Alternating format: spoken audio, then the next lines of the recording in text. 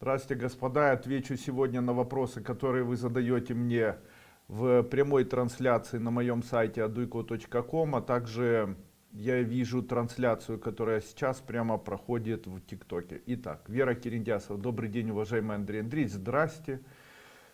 Татьяна Миракина. Подскажите, что пропить по ТФ у сына Антона бывает потемнение в глазах, падает без сознания, ничего не помня. Спасибо за ответ.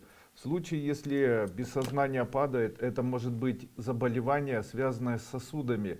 Также это может быть низкое давление, высокое давление. Одним словом, это не очень хорошо. Также это могут быть дистонические припадки, они могут быть связаны с психикой и так далее. В любом случае, в первом, втором, в третьем, четвертом и в пятом я рекомендую принимать сосудорасширяющие препараты, а также все-таки произвести измерение артериального давления, а также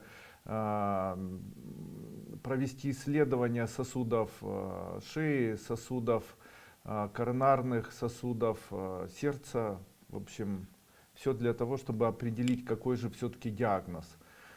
Для того, чтобы головокружения не было, необходимо увеличить количество дневного сна и вечернего сна, ложиться рано, посмотреть, чтобы не возникала анемия и так далее. Одним словом, постарайтесь в этом направлении провести исследование.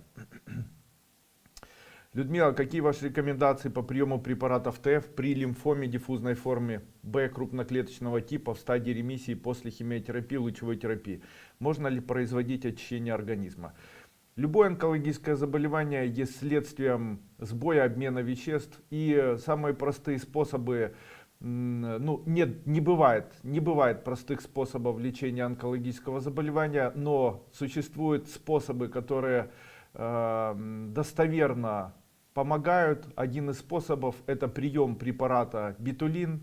Битулин и его производные битулиновая кислота являются мощными препаратами, которые восстанавливают функции организма, имеют мощнейший выраженный противоопухолевый эффект.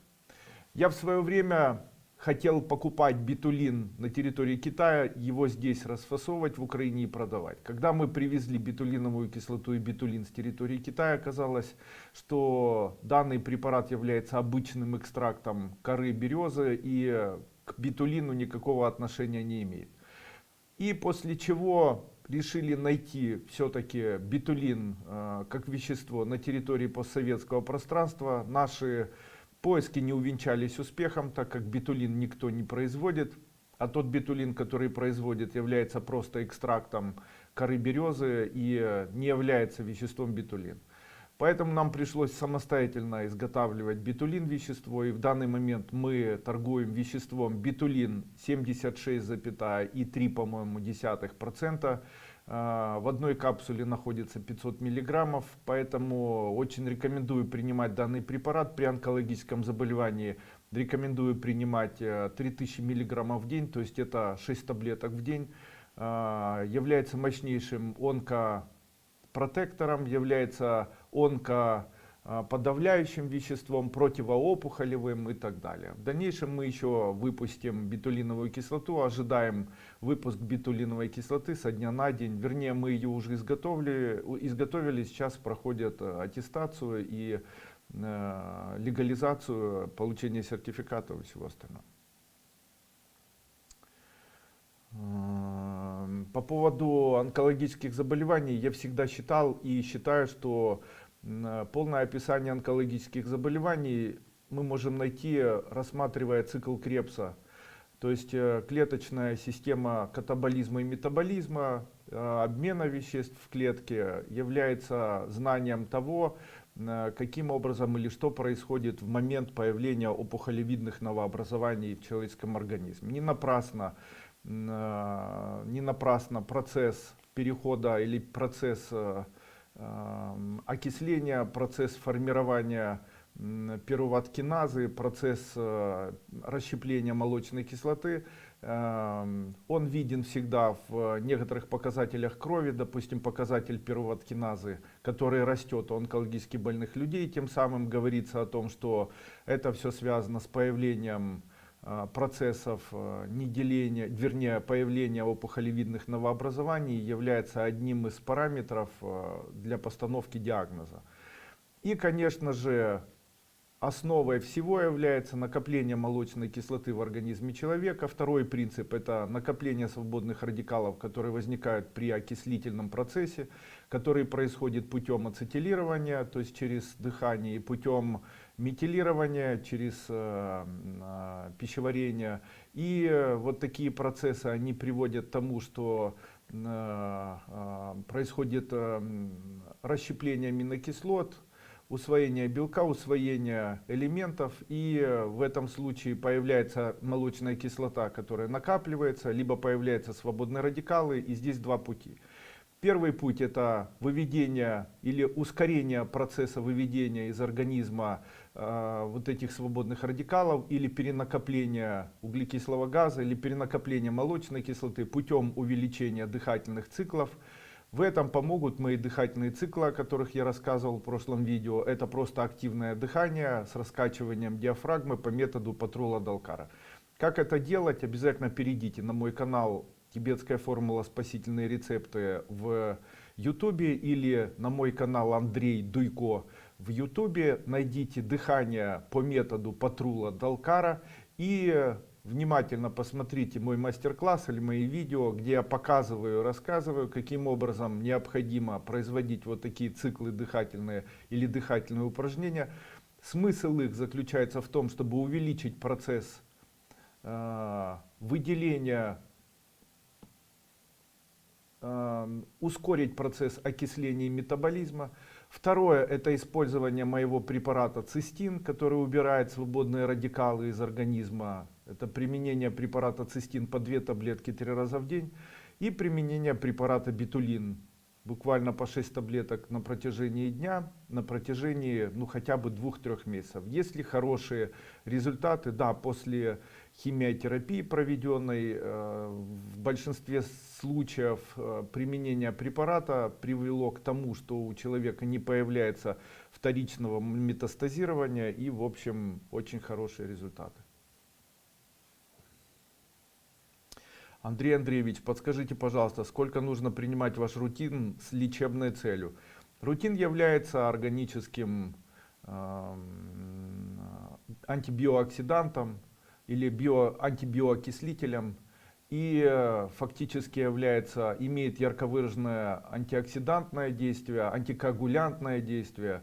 Очень рекомендую людям, у которых есть гипертромбоз, то есть увеличенная склонность к тромботизации тканям, людям с высоким содержанием холестерина в крови, людям с высоким содержанием липопротеинов очень низкой плотности. Рекомендую использовать препарат Рутин. Обычно я рекомендую его использовать на протяжении 2-3 месяцев. Препарат Рутин лучше принимать комбинированно с альфа-липоевой кислотой. Тогда это будет таким мощнейшим, наверное, инструментом, который позволит с успехом восстановить работу сердечно-сосудистой системы и препятствовать возникновению атеросклероза и артериосклероза. Добрый день. На УЗИ подтвердился диагноз, озвученный вами на прошлом вебинаре по здоровью. Митральная недостаточность, струя бьет в стенку, сильная одышка. Что принимать вместе с NSCART, в какой дозировке и сколько месяцев? NSCART принимать по 2 таблетки 3 раза в день. Дальше принимать Презус Монтесин препарат по 2 таблетки 3 раза в день. Препарат Амин по 2 таблетки 3 раза в день. Препарат Energy Life 1 столовая ложка на стакан теплой воды 1 раз в день. И Карвалол 30 капель на стакан воды 2 раза в день. Можно еще Магнум Цит 300 и Поставит. Магнум Цит 300 1 столовая ложка на стакан воды 1 раз в день. Поставит 2 таблетки 2 раза в день. Людмила, уважаемый Андрей Андреевич, при чувстве голода возникает предобморочное состояние, которое проходит, если что-то поесть. Врачи не могут определить причину. Сахар в норме. Сахар в норме, а инсулин не в норме. Обычно предобморочное состояние у человека возникает при сахарном диабете 2 типа, который мы видим в крови как повышенное титры инсулина в небольшом количестве. Этого достаточно, чтобы поставить такой диагноз. Обычно в случае, если у человека есть сахарный диабет второго типа, то у него появляются предобморочные состояния, потому что инсулин выделяется массово, активно, и появляется гипогликемия. Таким образом, для того, чтобы не появлялась гипогликемия у человека, необходимо в небольшом количестве повышать, начинать кушать. Опять-таки хотелось бы вам сказать. Если вы теряете сознание от того, что вы хотите есть, поставьте тире и скажите, для вас очень важным является понимание того, что вам нужно полностью убрать углеводы хотя бы на 2-3 месяца из своего рациона питания. Скорее всего, вам нужно посмотреть мое видео, оно называется «Инсулинорезистентность». Там я как раз об этих признаках сахарного диабета второго типа рассказываю. После вашего ролика про боли в спине у меня перестала болеть спина. В чем секрет? Секрет в даре целителя, который я использую очень эффективно на протяжении 20 лет. И этим даром целителя безвозмездно дарю или делюсь с людьми, которые смотрят. Умею я это делать. Наверное, есть тысячи просто людей, которые были на моих семинарах или были на моих семинарах онлайн, приезжали ко мне, когда я проводил их в Трусковце, в Египте или еще в какой-либо стране, в Черногории. И были свидетелями того, как люди, которых приносили за ручки, за ножки, или которых привозили там на тележечках, или привозили на костылях, в конце моих семинаров начинали вновь ходить и, в общем-то, в дальнейшем диагнозы снимали.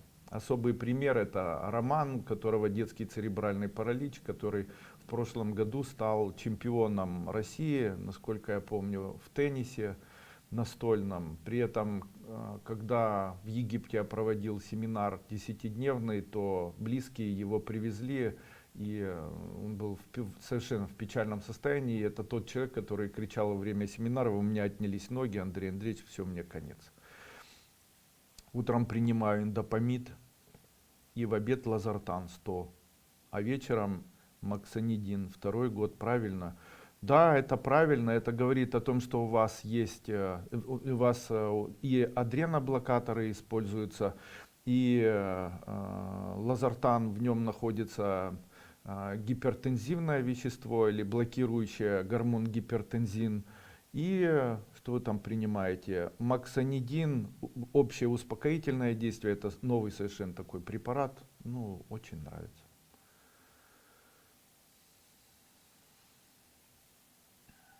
Подскажите, сколько нужно принимать рутинно, ответил. Болит правая рука от локтя и вниз до запястья. Ощущение такое, что перетрудило ее. С чем это связано? Где найти первопричину? Спасибо за ответ.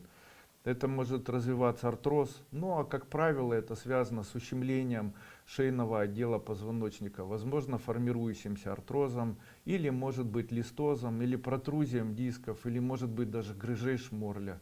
Ну и с чем это связано? Может быть это остеохондроз, который возник на фоне того, что у вас малоподвижный образ жизни.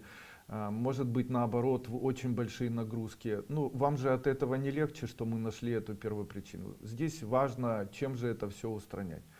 Итак, первое, что необходимо знать. Необходимо знать, что первое, что необходимо делать в тот момент, когда появляются боли в суглобах, боли в суставах, необходимо противовоспалительные препараты. Противовоспалительные препараты — это нестероидные и стероидные.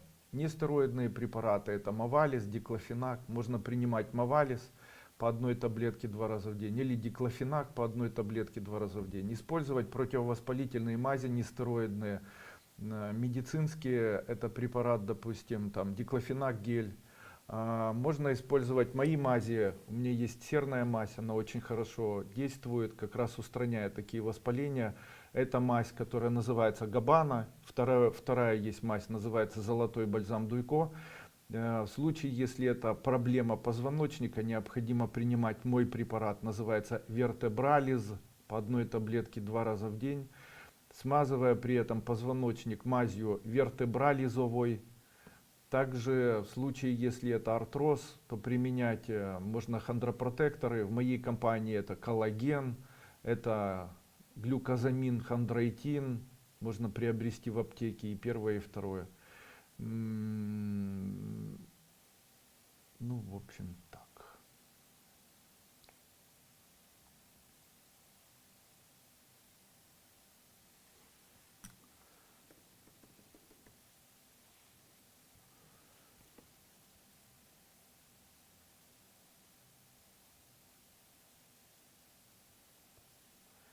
Инна. Здравствуйте, Андрей Андреевич. Сейчас. Дочери 11 лет поставили диагноз Оскудошлаттера. Оператор посоветовал обратиться к вам. Оскудошлаттера — это заболевание большеберцовой кости, обычно связано с... Сейчас говорят, что это ДНК предрасположенное заболевание, то есть считается, что это такой врожденный остеохондроз, которым человек болеет. Можно ли это устранить? Да, я считаю, что можно. Первое, я считаю, что данное заболевание является следствием инсулинорезистентности. То есть первое, что необходимо сделать, это перевести ребенка на безглюкозное питание, то есть стараться по минимуму ограничить, по максимуму, вернее, ограничить употребление углеводов, оставить только каши, салаты, а сладкую пищу, даже сахар в чае или в компоте полностью убрать максимально. Причем на 2-3 месяца лишить даже фруктов сладких. Далее, второе, необходимо начать принимать хондроитины и глюкозамины. Обязательно коллаген. Коллаген нашей компании так и называется, коллаген восстанавливающий или коллаген видновлюющий. Принимать хондропротекторы, глюкозамин, хондроитин, принимать его, можно приобрести в аптеке и принимать его. Далее перейти на пищу, в которой будет маленькое содержание соли. Также увеличить употребление щелочей, то есть принимать молочную пищу с добавлением щелочи, то есть можно соды просто пищевой. Это все в комплексе поможет привести в порядок сустав. Спать больше, больше жирной пищи, смазывать сустав болтушка из яйца с уксусом, как я когда-то рассказывал. Надежда Босс. Подскажите, пожалуйста, что можно попринимать с препаратов тибетской формулы в последнее время? Стало больно жевать пищу с правой стороны челюсти. Во время еды слышен как хруст в ухе. Что это может быть? Нахожусь в чужой стране. К врачу обратиться пока нет возможности. Принимаю кальций с D3 и омега-3. Что еще попринимать? Спасибо вам большое. Это артрит. Это челюстной артрит. Такое бывает, и это похоже на остеохондроз. Этот артрит формируется очень долго, на протяжении, ну, может быть, даже всей жизни. Каким образом устраняется такой артрит? Помогут аппликации, то есть по-другому примочки, в которые необходимо добавить. Есть два варианта. Первое, провести медовый массаж этой области, прямо заушной и области щеки. Каким образом можно провести медовый массаж? Можно взять бутылку круглую, сейчас я возьму, покажу бутылочку. Можно взять бутылочку круглую, смазать ее медом, смазать щеку медом и вот такими движениями этой бутылочкой поделать. Вот такие движения поделать. В каком-то месте, когда вы будете водить, обязательно будете чувствовать боль. Вот эта боль нажимать сильнее, чтобы болела, не нужно. Вот такое движение с вот такой бутылочкой необходимо делать не менее 20-40 минут. Обычно 1-2 раз хватает для того, чтобы успокоилось вот такое состояние и артрит был устранен. При этом принимать можно противовоспалительные препараты. Ну и второе, можно использовать мази. Моя мазь называется, препарат называется Artridix. Второй препарат называется Депоксал и Уролиз. Это препарат, который устраняет из суставов молочную кислоту, оксалаты, ураты, кальциево-фосфорные соединения. Ускоряет метаболизм, вернее ускоряет катаболизм выведения такого плохого, можно сказать, кальция и переизбыток фосфора из почек, улучшает работу почек, снимает солевой диатез, уменьшает количество уратов и оксалатов в моче. И можно депосалт попринимать, подагрин, уролиз, манкулит.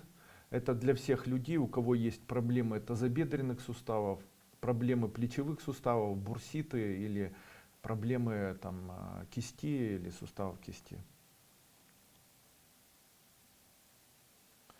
Далее попринимать противовоспалительные препараты. Из моих препаратов можно использовать мазь Габбана, смазывать челюсть мазью Габбана. Нужно ли принимать кальций с витамином D3 и омега-3? Дело в том, что я уже говорил по поводу кальция. Кальций усваивается только в том случае, если человек принимает его совместно с витамином D3. И когда необходимо понимать, что вам необходим кальций. Первое. Какие есть симптомы недостаточности кальция в организме человека и как это сказывается? Первое. Раздражительность. Второе. Взрывчивость, то есть вспыльчивость. То есть когда человек обычный в своей жизни нервничает, то он нервничает плавно, точно так же плавно отходит. Это связано с тем, что кальций увеличивает сокращение мышечной ткани, сокращение сердца. И за счет этого, когда у человека появляется стресс, выделяется адреналин, мышечная ткань сильнее сокращается и так далее. В случае, если кальция не хватает, то у человека это происходит так. У человека появляется стресс, но у него не аритмия начинается, выделяется огромное количество адреналина, и у него появляется паническая атака. У него появляется эпизод с вспотеванием, гипергидрозный. У него может появляться такой эпизод, когда вспыльчивость и долго не может успокоиться. Утром человек не может проснуться, во сколько бы ни лег вечером, утром сон или пробуждение сложное, после чего вставание сложное, концентрация низкая и так далее. Также очень часто высокий холестерин может показывать на то, что кальция недостаточно. И введение кальция с введением витамина D3 обычно и приводит к уменьшению холестерина в крови. Связь в этом тоже имеется. Именно поэтому, если белки глаз желтые или желтеют, в случае, если нет сил, в случае, если появляются вот такие панические атаки, которые связаны с сердечным клапаном, это все можно восстанавливать, дополнительно принимая кальций. Самый лучший кальций, насколько мне известно, себя нельзя хвалить, сделали мы в нашей компании, он называется кальций цитрамин. Это легко усваиваемый кальций, очень быстро он усваивается и быстро работает. Рекомендую детям, у которых есть, я их называю адреналиновые дети, у которых есть вот такие гипервозбужденные состояния, когда дети не могут подолгу успокоиться вечером. Вообще, по поводу детей я очень часто говорю такие слова. В случае, если у ребенка не хватает магния, у него исчезает элемент успокоения. То есть в случае, если ребенок пришел из садика или из школы и не может успокоиться, скачет на стуле, все время выкрикивает, вытаращивает глаза, ставите тире и пишите: не хватает магния. В случае, если ребенок не может утром проснуться, а когда просыпается, то все его движения начинаются или становятся резкие. При этом сам по себе ребенок медлительный, часто бьет колени, падает на пол, цепляется ногой и так далее. Ставите тире и пишите: не хватает кальция. Если ребенок вспыльчивый, подолгу не может успокоиться, если у него нарушен сон, если утром плохо просыпается, то в утреннее время даете ему кальций. В какой дозировке? Четверть чайной ложки на стакан теплой воды в утреннее время после приема пищи. И на протяжении дня даете мой Magnum Cit 300, 1 столовая ложка на стакан воды один раз в день во второй половине дня, желательно ближе к вечеру, то есть после 6 или после 7 часов вечера. Для взрослых 1 чайная ложка кальция цитрамина или цитрата кальция на 1 стакан теплой воды, желательно в первой половине дня после приема пищи, и Magnum Cit 300 1 столовая ложка на 1 стакан воды 2 раза в день, утром и вечером. Здравствуйте, Андрей Андреевич. Как нормализовать повышенное давление у родителей 61 и 63 года им? Спасибо вам. В случае, если нет таблеток и нужно нормализовать артериальное давление, у нас есть точки за ушами находятся. Их достаточно, по ним достаточно похлопать для того, чтобы давление исчезло. Второе. Есть комбинированные препараты, они мне очень нравятся. Один из препаратов комбинированных называется триплексам. Я рекомендую использовать триплексам, а на ночь давать родителям, допустим, можно давать карвалол. 30 капель, 60 капель карвалола на там, небольшое количество воды, там, рюмочку воды или там, полстаканчика воды, чтобы не было много жидкости. Можно на протяжении дня давать слабые мочегонные вещества, очень-очень легкие, такие, допустим, как, там, если видите отек у родителей, можно давать комбинированные вещества, допустим, NAP-H. Там находится мочегонный препарат, также находится адреноблокатор и будет очень в мягкой форме помогать вашим родителям. Всегда нужно знать, что гипертоническое давление всегда является следствием перевозбуждения центральной нервной системы. Второе. Почему происходит перевозбуждение нервной системы? Первое. Недостаточность сна. Второе. Перегрузка новостями. Третье. Переживательные процессы. Карвалол с этим справляется. Там, допустим, человек говорит, у меня аритмия, не знаю, как с этим справляться. У нас есть препарат Инескарт, но если нет возможности, можно приобрести любой адреноблокатор, который продается в аптеке. Их там большое количество, можно выбрать любой. Из препаратов компании «Тибетская формула», которые сделаны из экстрактов растений, мне нравится препарат Тонизон и препарат Тонизон чай. Также очень зарекомендовал себя определенный чай. А вы знаете, что обычным чаем, который очень несложно приготовить самостоятельно в домашних условиях, можно убрать у себя гипертоническое заболевание сердца? Что же это за чай? Уникальный чай, сделать его несложно, пить его вкусно и, в общем-то, и взрослым, и детям он поможет справляться и с возбудимостью, и с высоким артериальным давлением.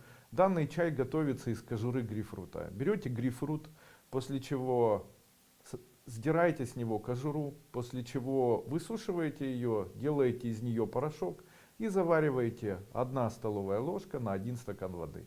Данный чай, его можно за раз выпить, можно его пить на протяжении всего дня, имеет ряд очень положительных функций.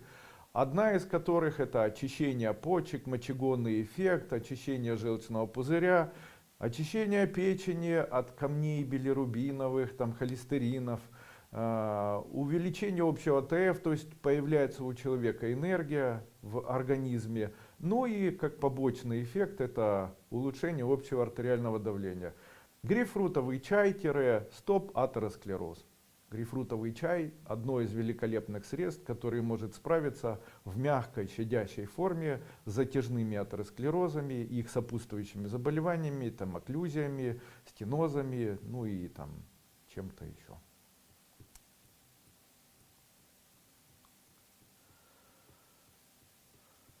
Анастасия Шнайдер. Андрей Андреевич, здравствуйте. Ну, еще раз хотел бы сказать, Тонизон чай.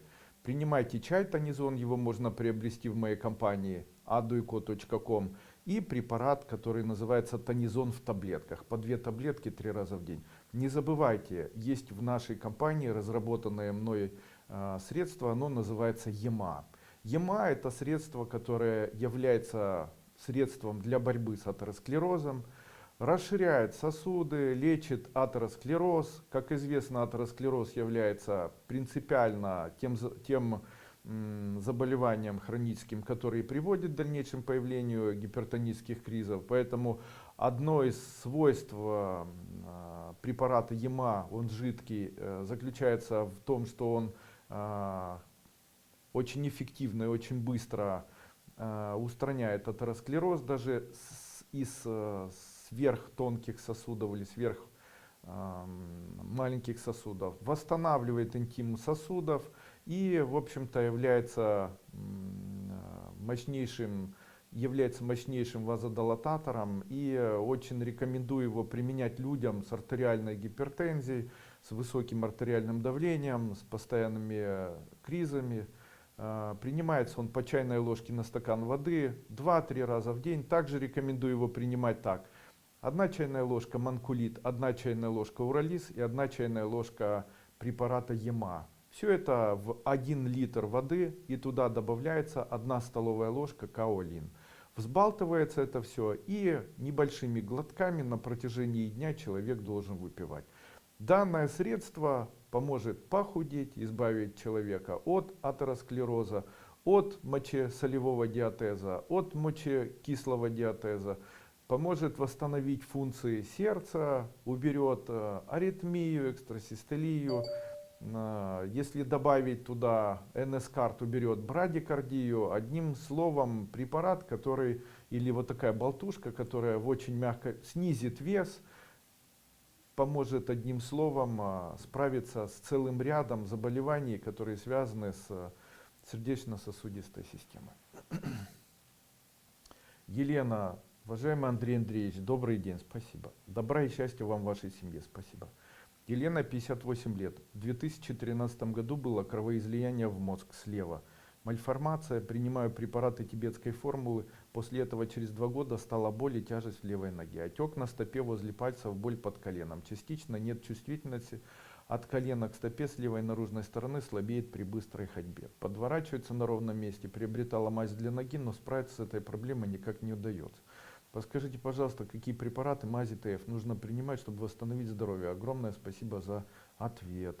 Смотрите, мальформация – это расслаивание сосудов. И мальформация опасна как раз тем, что могут сосуды не выдержать и может что-то с ними там происходить. Именно поэтому я бы не рекомендовал вам какие-то сверхактивные нагрузки и так далее. По поводу мази, в вашем случае все затруднения, которые у вас возникли в ходе перенесенного заболевания, исключительно связаны с сосудами. То есть основная ваша проблема – это проблема сосудов. Вероятнее всего, в случае, если есть судорожные компоненты, то это говорит о том, что где-то происходит стеноз сосудов или происходит появление стеноза сосудов. Что необходимо делать? Начните работать с сосудами. Какими препаратами? Первый препарат – Гваргин. Принимайте его по 1 таблетке 2 раза в день. Второй – здоровые сосуды. 1 таблетка 2 раза в день. Альфа-липоевая кислота. 1 таблетка 2 раза в день. ЕМА, 1 чайная ложка на стакан воды 2 раза в день.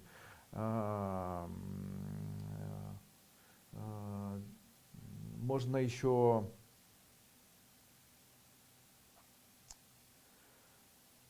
еще децепин, 1 таблетка, можно даже 1 раз в день перед самым сном.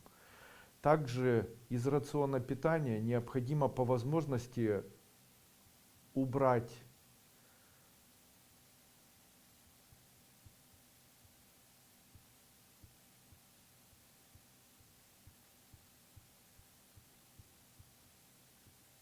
жирную пищу, все правильно. Хорошо принимать кальций или кефир. Хорошо принимать кальций или кефир. Дальше однозначно нужно провести исследование или доплероисследование сосудов, произвести скрининг сосудов шейного отдела, скрининг сосудов сердца и посмотреть, не происходит ли где-то формирование какой-то вторичной проблемы после перенесенного заболевания. Мазями, скорее всего, не поможете. Наталья Керн. Вот уже 3-й месяц не могу прийти в себя. Переболела вирусом Штейна-Барра и цитомегаловирусом. Пропила ГВ-эмбрио плюс, в данное время принимаю Германии изотон. Подскажите, как именно принимать изотон и Германии? Изотон принимается 1 чайная ложка 1 раз в день в любое время. Германии принимается лучше всего 1 столовая ложка на пол-литра воды, желательно минеральной, желательно щелочной, там боржоми или еще какая-то. И принимается. Каждое утро просыпаюсь мокрой, температура 37,7. Каждый день принимаю душ, после душа температура 38, 38,5. Подскажите, это нормально? В случае, если у вас каждое утро появляется температура, это говорит о снижении иммунитета. Но это не обязательно, что вы болеете заболеванием Эпштейна-Барра. И вам, скорее всего, необходимо увеличивать или улучшать свой иммунитет. Каким образом это происходит? На первое место необходимо поставить препараты, которые будут улучшать общий иммунитет. Это препарат нашей компании, можно Иммуногрант, это трибетин. Далее, температуру нужно снижать. Хоть она у вас и субферильная, тем не менее старайтесь температуру снижать, принимайте ибупрофен обычный, там, можно 500 миллиграммов один раз в день, чтобы снижать эту температуру. Далее, противовоспалительное любое средство или любой препарат. Противовоспалительный препарат может быть, допустим, Мовалис или диклофенак. Далее, сдайте развернутый анализ крови, и в развернутом анализе крови станет понятным, что приводит вас к тому, что у вас происходит появление вот такого воспаления. Дальше, не ищите Эпштейна-Барра и так далее. Вот ни Эпштейна-Барра, ни цитомегаловирус не создают процесс температуры или повышения температуры. Так не бывает. А вот какое-то воспаление в вашем теле происходит. И что это за воспаление, придется все-таки узнать. Ну и по моему мнению, я думаю, что это какое-то аутоиммунное заболевание. Поэтому неплохо было бы все-таки еще, ну, общий развернутый анализ крови сможет показать. В случае, если там нейтрофилы высокие, то это будет связано с тем, что у вас там аллергическая реакция. В случае, если у вас ретикулоциты, допустим, там печеночные проблемы. В случае, если у вас, допустим, там гемоглобин высокий, легочные проблемы, ну и так далее. Лимфоциты почечные. И обычный врач посмотрит на ваш развернутый анализ крови, терапевт, и сможет сказать, что вам нужно искать вот в этом направлении, у вас там следующие заболевания. Лечить само по себе заболевание Эпштейна-Барра или цитомегаловирус, считаю, не нужно. Данное заболевание является заболеванием иммунной системы, и при лечении вирусных заболеваний Эпштейна-Барра или цитомегаловируса или там какого-либо другого заболевания, ТОРЧ-инфекции, я считаю, что особо не стоит, потому что на первое место необходимо все же ставить работу с иммунитетом и иммунной системой, так как это все говорит о том, что есть иммунный дефицит. А если есть температура, это говорит о том, что иммунный дефицит создается за счет воспаления, которое происходит в организме. У меня герпес на руках, половых органах, как можно вылечить? Поможет ментоловая мазь. Купите любую ментоловую мазь, которая есть в аптеке, герпес уберется за 20 минут. За 1 час. То есть любая мазь, в которой есть ментол, устранит. Из моих препаратов мазь вариковазиновая. Она очень эффективна при любых поражениях герпеса. Для того, чтобы герпес не появлялся никогда и полечиться от герпеса, можно в случае, если вы пропьете препарат ГВИ по 2 таблетки 3 раза в день, желательно натощак. При диагнозе врожденное нарушение гликозированное первого типа, эпилепсия, порог гликозилирования. Нарушение гликозилирования. Понял. Гликолиз нарушен. Эпилепсия, порог левой почки. Отставание в развитии, можно чем-то помочь. Правильно, здесь вы говорите вот о чем. Дело в том, что вы говорите, почему гликолизирование. Оно, скорее всего, связано с дисфункцией или начинающейся дисфункцией печени. С чем это связано? Это связано с поражением печени аммиаком на фоне неусвоения аминокислоты аргинин. И что может помочь? Нужно дать замен. Какой? Нужно дать орнитин. Он заменит аргинин. Таким образом, в случае, если давать препарат орнитин, он находится в нашем препарате гепакс по 1 чайной ложке на стакан воды ребенку, давать по 1 стакану 2 раза в день, а еще добавлять туда магнум цит 300 тоже по 1 чайной ложке, то на протяжении 2 месяцев приема заметно улучшится состояние ребенка, прямо очень заметно улучшится.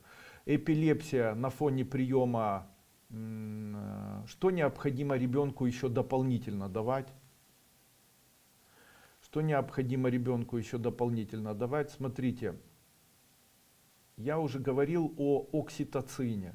Необходимо в нос назально орошать спреем для носа окситоциновым. Он тоже есть в нашей компании.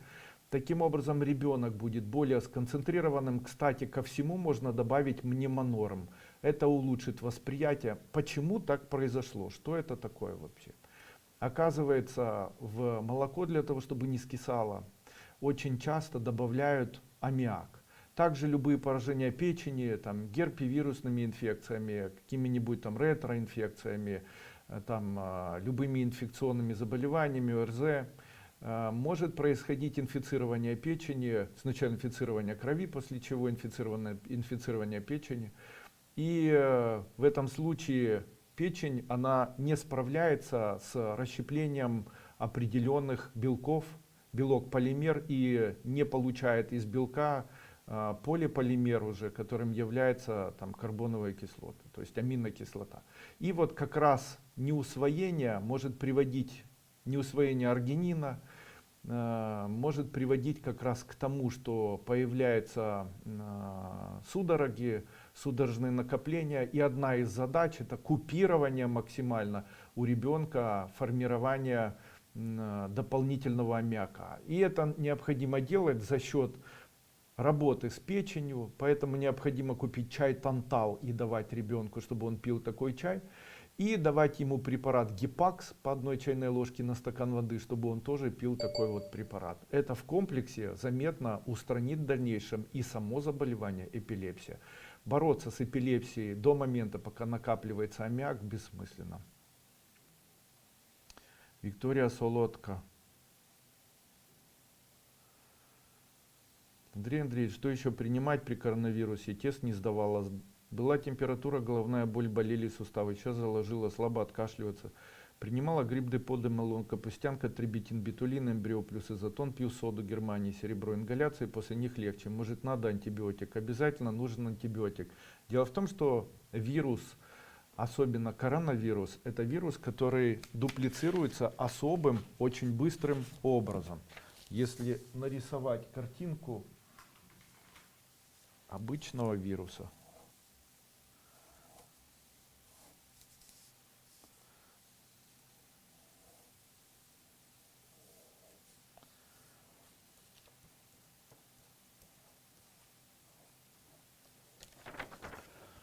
обычный вирус, он дуплицируется или делится за счет разделения. А вирус, который связан с коронавирусом, он делится за счет дуплицирования. То есть у него вокруг появляются некие мосточки такие, ДНК, РНК связи, появляется отдельный вирус, и после чего отделяется. Причем это происходит в огромной массовой такой, в огромном таком и массовом количестве. Поэтому его и называют реактивно происходящим или реактивно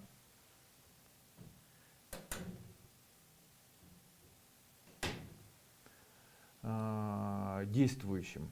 Поэтому он обычно и действует максимально в быстрые сроки, приводя к огромному количеству тяжелейших осложнений. То есть происходит там крупозная пневмония, там обструктивный бронхит, происходит атипичная пневмония или типичная пневмония, происходят сильнейшие воспалительные процессы и так далее. Ну и обычно врачи говорят, ни в коем случае не нужно использовать антибиотик, с чем, в общем-то, можно поспорить. Почему? А как в тот момент, когда произошло, допустим, влияние на легкие или произошло влияние на определенные органы, как в этом случае помогать органу восстанавливаться? И в этом случае на помощь, для того, чтобы поддержать организм, нам приходят антибиотики. Именно поэтому я могу сказать 100%, что в ходе появления заболевания те люди, которые хоть несмотря на запреты врачей принимали антибиотик, я рекомендовал аугментин. Те, которые принимали антибиотик, гораздо быстрее и с меньшим проявлением отягчающих форм заболевания перенесли данное заболевание в сверхкороткое время. А те, кто не принимал антибиотика, просто принимали противовирусные препараты, заболевание шло с осложнениями в более длительный процесс времени, и в общем-то все было не так легко. Именно поэтому в случае, если у вас сейчас есть вирус, обязательно принимайте антибиотики, принимайте вместе с моими препаратами, делайте ингаляции с германиями. Ментоловая мазь не лечит герпес. Пропила ГВИ, делаю ингаляции с Германии, герпес не проходит. Спасибо. Если герпес не проходит, начинаем принимать антибиотик. Антибиотик называется цефтриаксон. Делаем инъекции цефтриаксона 1 раз в день 5-дневным курсом. Также ГВИ необходимо принимать и в чае, можно принимать его и в таблетках, ну на протяжении хотя бы 4 недель. Можно дольше, потому что если герпес хронический, то нужно лечить вообще месяца 4. Такое заболевание, как Эпштейна-Барра, можно лечить 6 месяцев. У ребенка 3 года ветрянка, 3 года ветрянка с температурой и кашлем. Как лечить? У меня тоже до 39 лет, в детстве болела. Как меня полечить? Начал принимать ГВИ.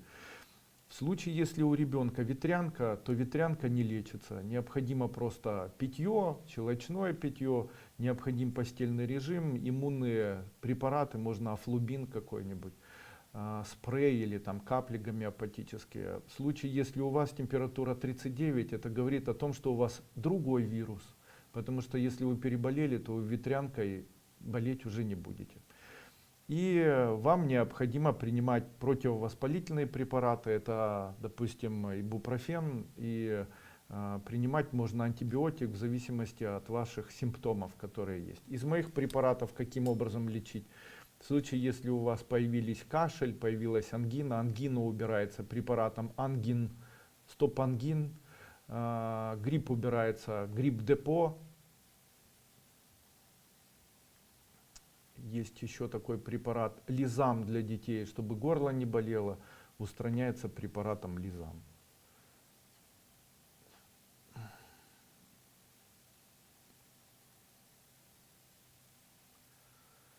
Врач поставил моей маме диагноз коксартроз тазобедренных суставов. Хромает и больно ходить. Подскажите, что нужно делать? Вылечится ли моя мама? Вот этот коксартроз, его необходимо лечить, и лечение его это такой сложный процесс. То есть он делится на таких, наверное, 5 основных компонентов. Первое — это комплексная медикаментозная терапия, это хондропротекторы, нестероидные противовоспалительные препараты, кортикостероиды, которые вводятся прямо в сустав, там, допустим, гидрокортизон там, и так далее. Это может быть хондропротектор, это глюкозамин, хондроитин, нестероидные препараты, это диклофенак, мавалис, и в сам сустав вводятся там разновидности кортикостероидов. Там ЛФК, это массаж мышц, которые находятся вокруг сустава тазобедренного. Это такое физиотерапевтическое лечение, это натирание, там, гуаша и так далее. Я очень рекомендую, кстати, использовать, вот в моем случае, когда, допустим, были у меня такие пациенты, у которых была остро выраженная боль, и не было еще ороговевшего слоя изношенного сустава, не нужно было делать еще артроскопию, то в таком случае я назначал человеку 2 таких физиопроцедуры. Первое — это медовый массаж тазобедренного сустава. Обмазывали тазобедренный сустав, после этого в бутылку наливали теплую воду и так катали этой бутылки по суставу. Делали это ежедневно от 40 до часа, от 40 минут до часа, и это очень эффективно действовало. Потом второе, натирание самого сустава тазобедренного сливочным маслом, натирание ленты, фиксирующей повязки или фиксирующего такого жгута, натирали маслом сливочным и обвязывали вокруг тазобедренного сустава, фиксировали. Третье, делали болтушку, о которой я уже раньше рассказывал, она действительно очень эффективная. Берется яйцо в кожуре, заливается уксусом, настаивается 10 дней в темном месте, после чего кожура протыкивается ножом, все вытекает из этого яйца, потом в блендере или там в миксере каком-нибудь взбивается и очень сильно натираются места боли тазобедренного сустава или там плечевого сустава или даже шейного отдела. Очень хорошее средство при артритах, остеохондрозе, хондрозах, артрозе, подагрическом артрите. Очень рекомендую. И вот такой болтушкой можно натирать. Оно действительно и первое, и второе, и третье очень эффективно. Если у вас есть время и вы зададитесь целью, пожалуйста, можете это пробовать. У меня есть в компании две мази. Одна мазь называется бишофитовая, вторая мазь называется артрозиновая и третья мазь называется габана. Вот все три мази, бишофитовая, габана и артрозиновая, их можно использовать, особенно артрозиновую. Артрозиновую можно использовать следующим образом. При артрозе, а вашей маме ставят артроз сустава, смазывается фиксирующая повязка этой мазью и плотно обвязывается вокруг сустава. Сам сустав тоже натирается мазью артрозиновой. После чего принимается препарат, он называется артрозин, по 2 таблетки 3 раза в день. Очень рекомендую совмещать данный препарат с препаратом урализ манкулит. Человеку, у которого появился артроз тазобедренного сустава, ни в коем случае нельзя кушать мясную пищу. То есть человек должен автоматически перейти на безмясную пищу. Ни в каком виде мяса на протяжении 1, 2, 3 даже лет принимать нельзя. Это дает хоть какую-то маломальскую возможность человеку справиться с заболеваниями артроза. Ну а в общем-то, с чем связана общая терапия, хочу вам сказать, это артроскопия, удаление верхнего изношенного слоя сустава. Тоже, знаете, я сейчас это говорю и понимаю, что очень много врачей есть таких хирургов, которые не смогут это сделать. Почему? Потому что там прямо такая ювелирная точность должна быть у хирурга. Он иссечь должен вот эти вот все плохие ткани, а здоровые оставить. Но это такая редкость, и когда предлагают артроскопию, то обычно ничего там в итоге не удается, это все равно приводит потом в дальнейшем к эндопротезированию, а человека мучают. Там первая, одна операция, все равно плохо, потом, да, давайте уже будем эндопротезированием заниматься. Ну а что такое эндопротезирование, вы знаете, это искусственные суставные хрящи, которые сделаны из безопасных прочных материалов, которыми заменяют. Ну и такая очень сложная операция, тяжелая, но в большинстве своем случае, если сустав потерян и бороться нечем, если палочка и дальше боль, то можно на это пойти. В большинстве случаев эндопротезирование это хорошая такая операция, и в общем-то я могу сказать, что в большинстве случаев имеет хорошие позитивные результаты. Но если вы не будете это делать где-то в ауле, я не знаю, там Узбекистана или Таджикистана или там Туркменистана, сделайте в какой-нибудь клинике, может быть там в центре России или в центре Украины или в центре Беларуси или там где-то даже в центре Узбекистана. Не нужно дешевле, нужно с хорошими отзывами искать вот таких врачей. Ну вот так поможет. Гимнастика. Я считаю, что гораздо лучше это теплолечение, электротерапия, магнитотерапия. Это более эффективно в ходе лечения заболевания артроз. Может ли помочь? Почему? Дело в том, что вы должны понимать, что это такое. В суставе появляются соли, появляется кислота. Кислота, вот смотрите, если взять мясо, допустим, и к этому мясу добавить кислоты, то мясо каким становится? Оно разбухает. Так в наш сустав попадает молочная кислота, попадает уратная кислота, попадает фосфорная кислота, оксалаты. Это все кислоты. Они превращаются в кристаллы, уратная кислота. Они все становятся кристаллами, и как наждачка,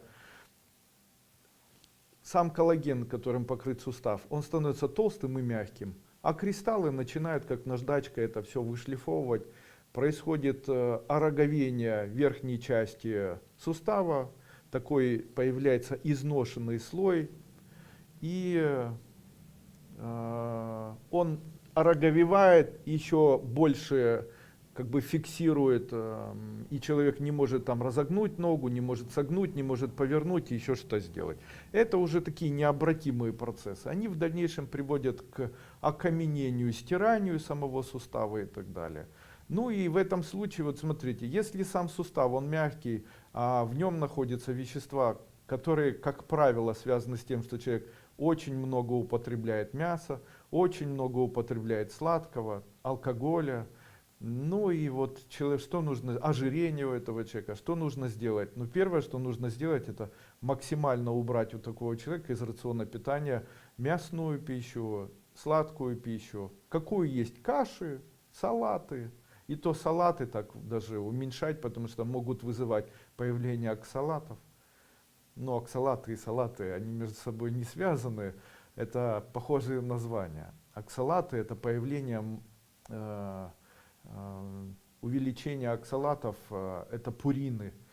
И они появляются в случае, если у человека не очень хорошо работают почки. То есть есть мочекаменное заболевание, есть перенесенный пилонефрит, есть почечная недостаточность и так далее. И с чем это связано и что необходимо делать? Необходимо больше питья, необходимо укреплять сустав за счет применения хондропротекторов. Необходимо очень часто от переохлаждения сустава начинает сустав портиться. А мы начинаем его разрабатывать, и тут такой вопрос, зачем, что мы хотим этим добиться, еще больше стереть его? Наоборот, успокоить его необходимо, необходимо теплолечение, как бы прогревание этого сустава, необходима электротерапия, такие продаются китайские электрические пластины, вот их накладывают на ноги, я видел, такое продается, это своего рода вот такая терапия, электротерапия. И магнитотерапия, можно там где-то записаться на какой-то прием, есть клиники, которые лечат магнитами, оно действительно помогает при заболевании суставов. Ну, вот так мне. Инфракрасное, позитивно отношусь, если инфракрасное оно прогревает, позитивно отношусь к инфракрасному.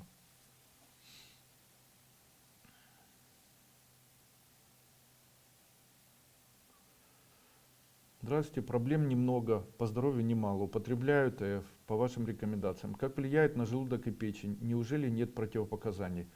Одна из идей, которую я ставил в тот момент, когда я изготавливал продукты компании «Тибетская формула», заключалась в том, чтобы сделать рецепты, которые давно применяются в нетрадиционной медицине в виде узваров, чаев и так далее, но сделать их или повторить и сделать так, чтобы их сделать из экстрактов. Сегодня я поеду прямо на производство к нам и сниму видео на телефон и выложу его в дальнейшем в интернет, каким образом происходит процесс экстракции. То есть сначала происходит перколяция, то есть такая кастрюля, там происходит вываривание веществ этих, после чего замораживание и отделение вот этого сухого экстракта. После чего эта сухая экстракция соединяется по принципу этого рецепта, который есть, и получается определенный препарат. Когда происходит употребление такого определенного препарата в виде рецепта, то цитотоксического действия на организм не происходит. Почему? Уникальная природа в случае, если человек производит это и делает из этого всего экстракцию, то все вещества, которые могут каким-то образом, прямо или косвенно повлиять на человека для того, чтобы его отравить, полностью удаляются. Какие бы это вещества ни были. Сами же по себе полезные вещества, сапонины, там, масла и так далее, они все находятся в этом экстракторе или после экстракции становятся частью этого экстракта. И в этом и особенность всех препаратов. Почему я считаю, что препараты моей компании являются лекарственными препаратами? Первое. Наша традиционная медицина очень давно использует в ходе лечения лекарственные растения. Вы в курсе? Лекарственные растения очень часто продаются в виде экстракта. Допустим, там, настой пиона, который снижает давление, настой боярышника, который убирает там, адреналин у человека. Но настойка пустырника там тоже может справиться с давлением. Их очень много на самом деле, этих препаратов. Эвкалипта, который может помочь там, при простудных заболеваниях.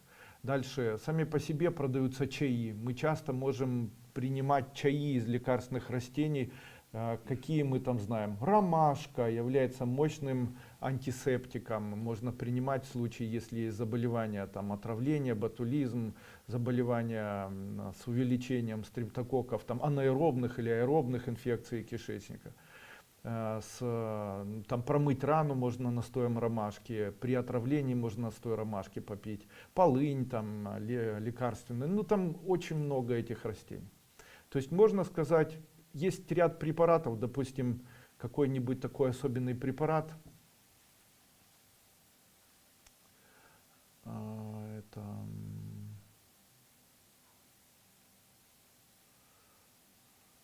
как же оно называется?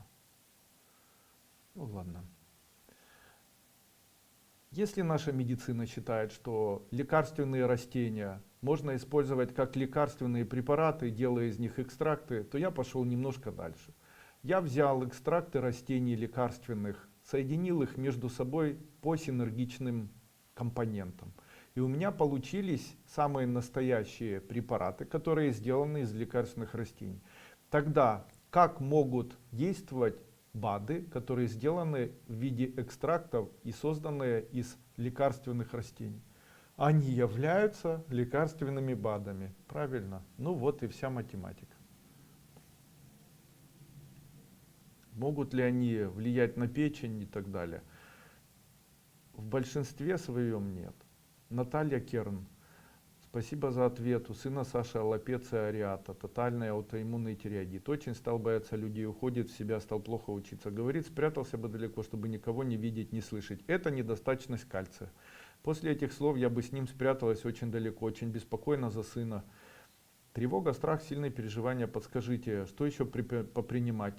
Когда вы это рассказываете, то это следствие, скорее всего, аутоиммунного тиреоидита. При аутоиммунном тиреоидите у человека появляется несмыкание аорты, аортального клапана сердца и может приводить к появлению вот таких панических атак. Что необходимо сделать? Первое, кальций.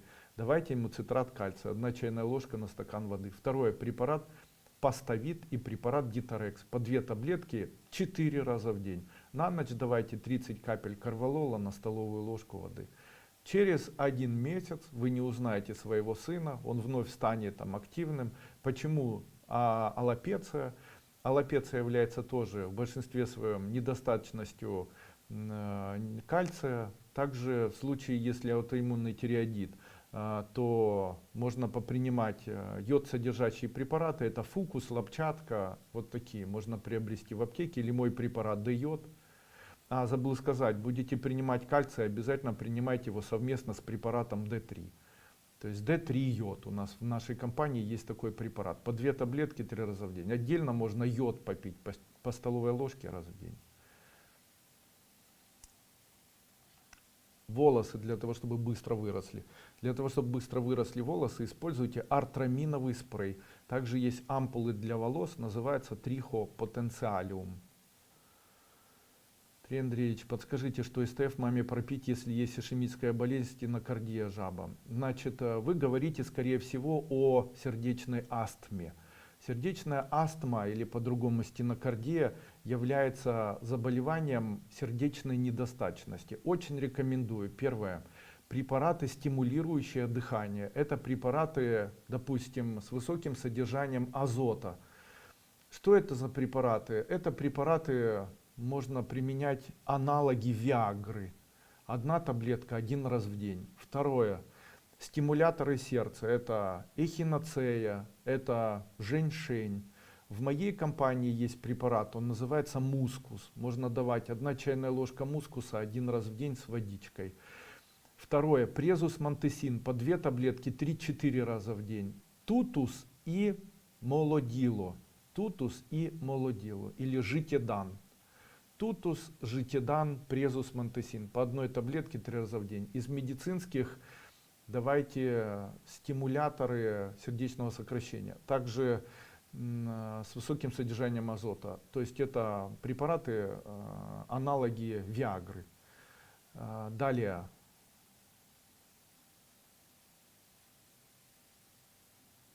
Дыхание через кусочек валидола. Пусть ложит в рот валидола кусочек, делает глубокие вдохи и выдохи, 10-15 штук, и через полчаса четвертиночку, буквально даже меньше, нитроглицерина. Нитроглицерин — это препарат с высоким содержанием азота, и это будет сжимать ее сердце, таким образом будет стимулировать его сжимание, помогать ему работать. чтобы не формировалась стенокардия.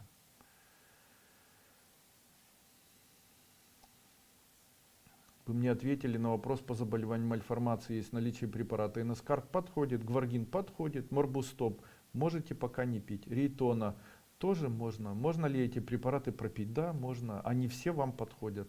Абсолютно.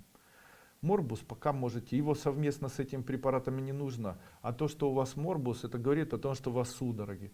А то, что у вас судороги, говорит о том, что у вас, скорее всего, где-то формируется стеноз.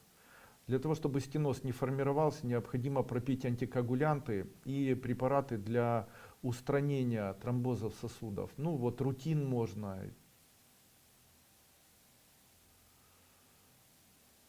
Ага. Светлана, здравствуйте. Чем лечить кератозис сибарии? Ага, да, я знаю такое. У моей дочери на спине как большой горох.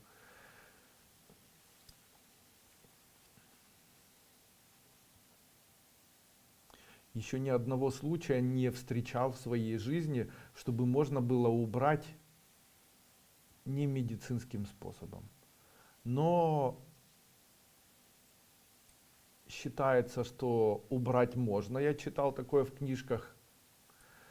И использовать при этом необходимо АСД вторую фракцию в виде смазывания. Купите в ветеринарной аптеке АСД вторая фракция и смазывайте. Также у меня была женщина, которая когда-то говорила, что можно вот такую сибарею и устранить в случае, если использовать оверсектиновую мазь, тоже в ветеринарной аптеке. Андрей Андреевич, приобрела коллаген, обязательно принимать цистином? Нет.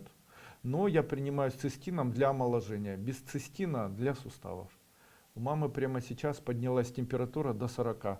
Первое, что необходимо сделать, это натереть ноги спиртом, можно водкой, самогонкой, коньяком, виски.